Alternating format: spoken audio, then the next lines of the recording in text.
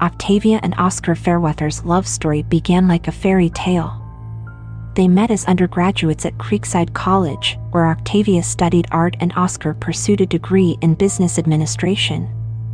Octavia captivated Oscar from the moment he saw her by the campus lake. Oscar, tall and charismatic with a disarming smile, wooed Octavia with his charm and ambition. They married shortly after graduation, dreaming of building a life together in their hometown. Octavia secured a position as an art teacher at a high school, where her passion for creativity and nurturing young talent quickly made her a favorite among students and faculty alike. Oscar, leveraging his family connections, landed a job at a prestigious local investment firm, climbing the corporate ladder with remarkable speed. As the years passed, the Fairweathers became pillars of the Creekside community. They were fixtures at galas and town council meetings. Their home in Oakwood Estates, purchased with Oscar's growing wealth, became a symbol of their success. Octavia's artistic touch was evident in every room, from the hand-painted murals in the living room to the carefully curated sculptures in their backyard. To the outside world, Octavia and Oscar were the epitome of a power couple. They complemented each other perfectly, Octavia's creativity balancing Oscar's business acumen, her warmth softening his sometimes brusque demeanor. Friends often remarked on how they still looked at each other with the same adoration they had in college. Yet beneath the surface of this picture-perfect life, there were undercurrents of tension.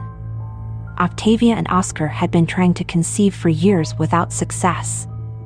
The strain of fertility treatments and dashed hopes began to wear on their relationship. Oscar threw himself into his work, spending long hours at the office, while Octavia found solace in her art and her students. It was during this challenging time that Octavia's relationship with her mother, Cordelia Prescott, became a source of comfort and support.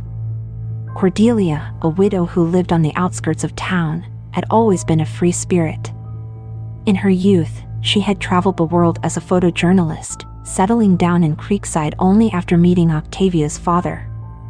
After his passing, Cordelia had retreated into a quieter life, focusing on her garden and her volunteer work at the local animal shelter. As Octavia spent more time with her mother, Oscar found himself drawn into Cordelia's orbit as well.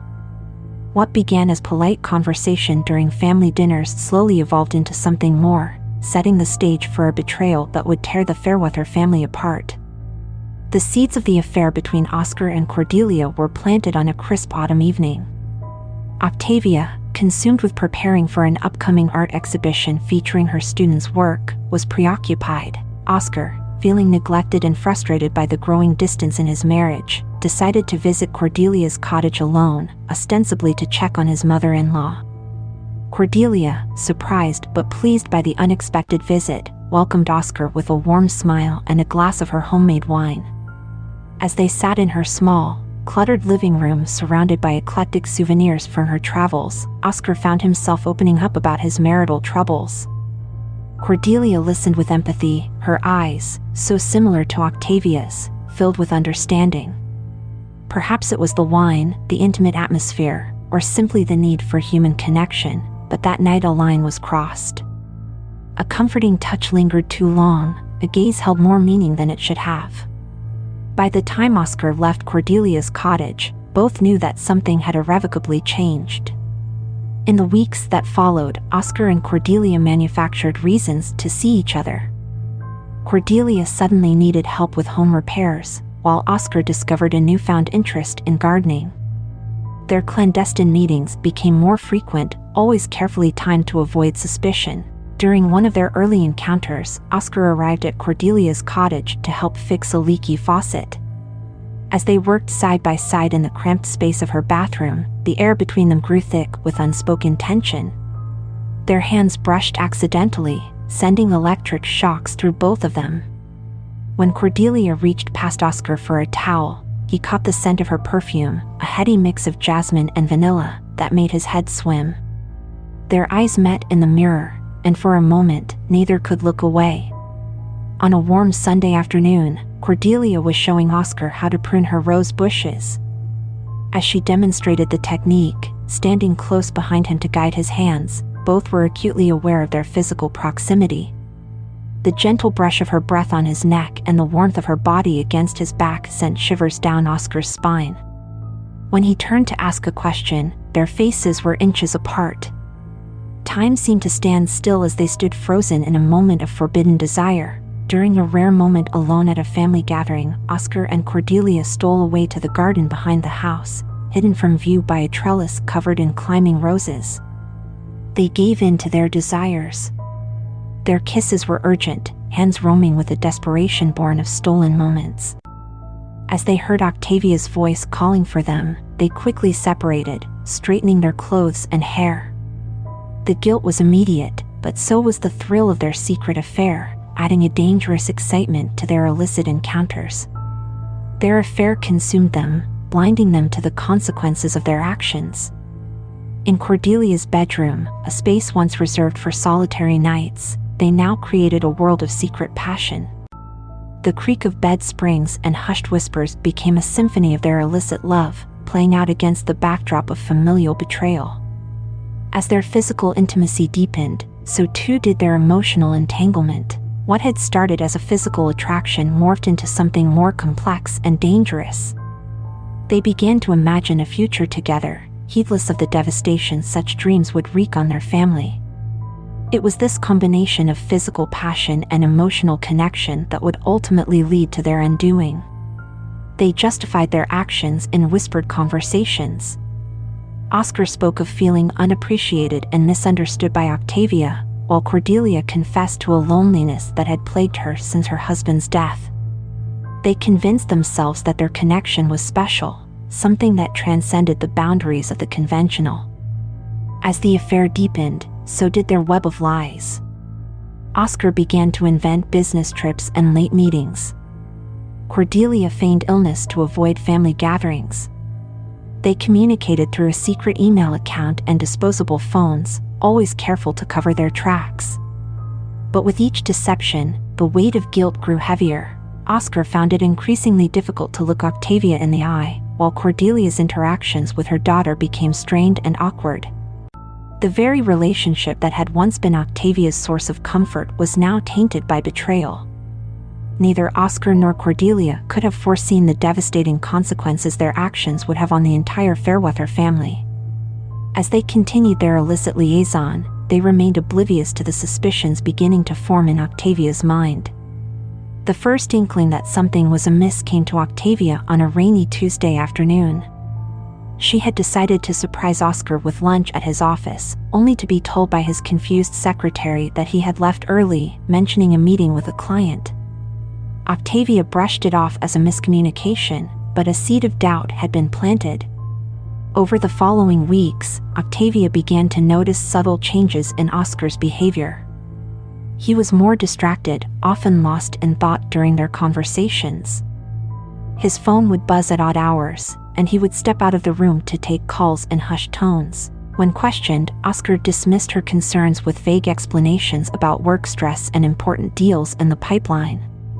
Octavia's artistic sensitivity, usually a source of joy in her life, now became a curse as she picked up on minute details that others might have missed. The faint scent of unfamiliar perfume on Oscar's clothes, a lipstick smudge on a coffee mug he brought home from the office, the way he sometimes avoided her touch. All these observations accumulated in her mind, forming a picture she didn't want to see. Her relationship with her mother also began to change. Cordelia, once eager to spend time with her daughter, now seemed distant and preoccupied. Their weekly tea sessions became less frequent, with Cordelia often canceling at the last minute, citing various commitments. When they did meet, Octavia sensed a nervousness in her mother's demeanor, a reluctance to meet her eyes that was entirely out of character. As her suspicions grew, Octavia found herself trapped in a spiral of doubt and self-recrimination. She questioned every interaction, analyzed every word spoken by Oscar and Cordelia. Was she imagining things? Had the stress of their fertility struggle and her upcoming exhibition made her paranoid? Determined to find the truth, Octavia began to investigate discreetly. She checked Oscar's credit card statements, noting several charges at restaurants and hotels he had never mentioned. She drove by her mother's cottage at odd hours, her heart sinking when she spotted Oscar's car parked down the street on an evening when he was supposedly working late. Each new piece of evidence felt like a physical blow, chipping away at the foundation of trust that had been the bedrock of her life. Octavia's students and colleagues noticed the change in her demeanor, the dark circles under her eyes, the tremor in her hands as she demonstrated brush techniques, the forced smile that never quite reached her eyes. As the days passed, Octavia became a shadow of her former self, torn between confronting her fears and clinging to the last shreds of hope that she was mistaken. Little did she know that the truth, when it finally came to light, would be even more devastating than she could have imagined. The day Octavia's world shattered began like any other. It was a Saturday, and she had spent the morning at the school, putting the finishing touches on the student art exhibition. Oscar had left early, mumbling something about a golf game with clients. As Octavia drove home, her mind preoccupied with last-minute details for the upcoming show, she decided on a whim to stop by her mother's cottage. Perhaps a cup of tea and a chat would help calm her nerves. As Octavia turned onto the quiet lane leading to Cordelia's home, her heart nearly stopped. There, parked behind the cottage, was Oscar's sleek black sedan. For a moment, Octavia sat in her car, hands gripping the steering wheel. She told herself there could be an innocent explanation, but deep down, she knew. With trembling legs, Octavia approached the cottage. The curtains were drawn, but through a gap, she could see movement inside. Taking a deep breath, she used her key to unlock the door, pushing it open as quietly as possible. The sight that greeted her would be forever seared into her memory. There, on the floral-patterned couch, they were locked in an intimate embrace, oblivious to the world around them. Cordelia's hair was disheveled, Oscar's shirt partially unbuttoned. On the coffee table, 2 half-empty wine glasses stood as mute witnesses to their betrayal. For a moment, time seemed to stand still. Then, as if sensing her presence, Oscar and Cordelia looked up. The expressions on their faces, shock, guilt, and a flicker of defiance, would haunt Octavia. What followed was a blur of emotions and accusations. Octavia's anguished cry broke the silence, startling the guilty pair. Oscar jumped to his feet, stammering excuses and pleas. Cordelia remained seated, her face ashen, tears streaming down her cheeks. Octavia, her voice raw with pain and fury, hurled questions at them. The answers, when they came, were like daggers to her heart. 6 months. It had started as friendship, then evolved. They hadn't meant for it to happen. They were sorry. Unable to bear their presence any longer, Octavia fled the cottage. She drove aimlessly for hours, her mind replaying the scene over and over. By the time she returned home, the sun had set, casting long shadows across the manicured lawn of the house she had once considered her sanctuary. As she sat in the darkened living room, surrounded by the trappings of her seemingly perfect life, Octavia felt something inside her break. The pain, the betrayal, the sheer magnitude of the deception. In that moment, a cold resolve began to form in her heart. Someone would have to pay for this betrayal, and Octavia knew exactly who that someone would be. The events leading up to the fatal shooting unfolded over several tense hours on that warm summer evening. Octavia, having spent the day in a haze of grief and anger, found herself pacing the halls of her home like a caged animal. The tick of the clock in the foyer seemed to mock her, counting down the moments until her world would irrevocably change. As dusk fell, Oscar returned home. He entered cautiously, his usual confident stride replaced by hesitant steps. Octavia watched from the shadows of the dining room as he hung up his jacket and loosened his tie, the familiar routine now tainted by the knowledge of his betrayal. Oscar called out Octavia's name, his voice strained with apprehension. When she stepped into the light, he visibly flinched. The woman before him bore little resemblance to the vibrant, loving wife he had known. Octavia's eyes were red-rimmed and hollow, her posture rigid with barely contained fury. Oscar, his face a mask of guilt and desperation, launched into a litany of excuses and apologies. He spoke of feeling neglected, of the pressures of work and their fertility struggles. He claimed the affair had been a mistake, a moment of weakness that had spiraled out of control. With each word, Octavia felt her anger rising, a tide of rage threatening to overwhelm her, without fully realizing what she was doing. Octavia found herself walking to Oscar's study. She knew he kept a handgun in the desk drawer, a precaution he had insisted on after a series of break-ins in the neighborhood. As if in a trance, she retrieved the weapon, feeling its cold weight in her hand. When she returned to the living room, Oscar's eyes widened in shock and fear. He raised his hands, backing away slowly, his words now coming in a panicked rush. He promised to end the affair, to go to counseling, to do whatever it took to save their marriage. But Octavia barely heard him. In her mind, she saw only images of Oscar and Cordelia together, their betrayal playing on an endless loop. What happened next was a blur of motion and sound. Oscar lunged forward, perhaps trying to disarm her. In that moment of chaos and heightened emotion, Octavia's finger tightened on the trigger. The gunshot was deafening in the confines of the room, followed by an eerie silence broken only by the tinkling of shattered glass from a fallen picture frame. Oscar staggered backward, a look of disbelief on his face as he pressed his hand to his chest. Blood seeped between his fingers, staining his crisp white shirt crimson. He collapsed to the floor, gasping for breath, his eyes locked on Octavia in a silent plea. As the reality of what she had done crashed over her, Octavia dropped the gun. It clattered to the hardwood floor, the sound jolting her out of her shocked state. She rushed to Oscar's side, her anger instantly replaced by horror and regret. She pressed her hands against the wound, desperately trying to stem the flow of blood.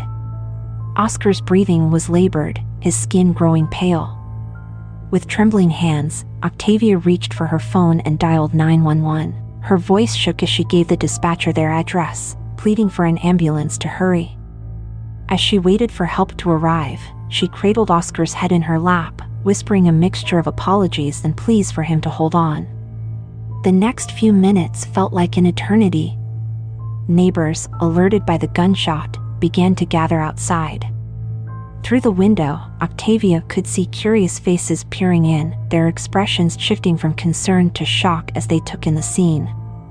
She heard muffled voices, someone shouting about calling the police. When the paramedics finally arrived, they worked swiftly to stabilize Oscar. Octavia watched, numb with shock, as they loaded him onto a stretcher and rushed him to the waiting ambulance. As the sirens faded into the distance, Octavia found herself alone in the house, surrounded by the evidence of her actions. It wasn't long before the police arrived. Detective Mia Davis took charge of the scene, her keen eyes taking in every detail as officers secured the area and began collecting evidence. Detective Davis approached Octavia, who sat motionless on the blood-stained couch. In a gentle but firm voice, Detective Davis informed Octavia of her rights and asked if she understood what had happened. Octavia, her voice barely audible, recounted the events of the day, the discovery of the affair, the confrontation, and the moment the gun went off. Throughout her statement, she seemed almost detached, as if she were describing something that had happened to someone else. As Octavia was led away in handcuffs, the gravity of the situation began to sink in. She caught glimpses of her neighbors watching from behind hastily drawn curtains, their faces a mix of horror and fascination. At the General Hospital, Oscar Fairweather clung to life in the intensive care unit.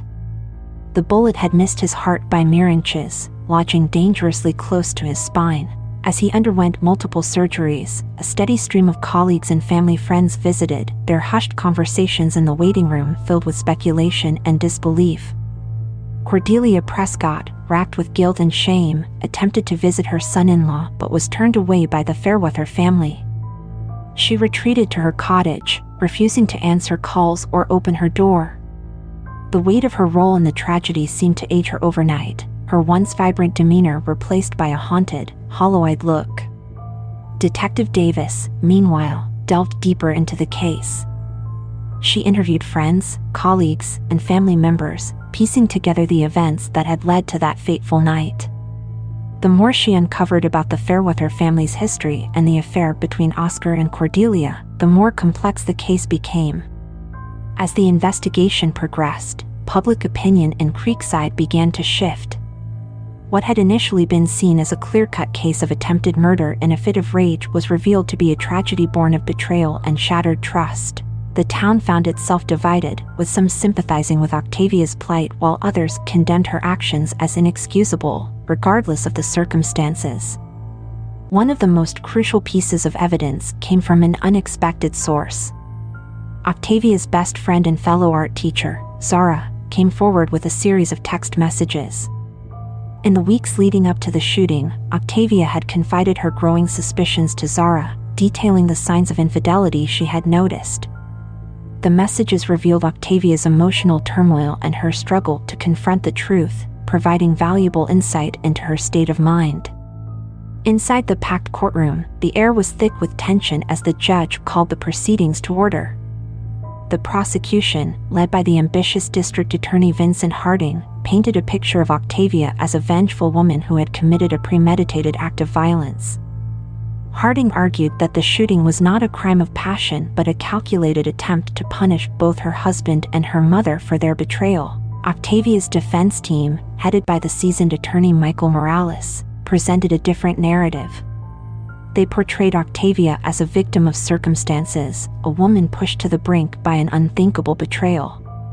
Morales emphasized Octavia's impeccable character, her contributions to the community, and the extreme emotional distress she had been under at the time of the shooting. In their closing arguments, both the prosecution and defense made impassioned pleas to the jury. Harding emphasized the seriousness of the crime and the need for justice, while Morales urged the jury to consider the extraordinary circumstances and Octavia's otherwise exemplary life. As the jury filed out to begin their deliberations, a hush fell over the courtroom.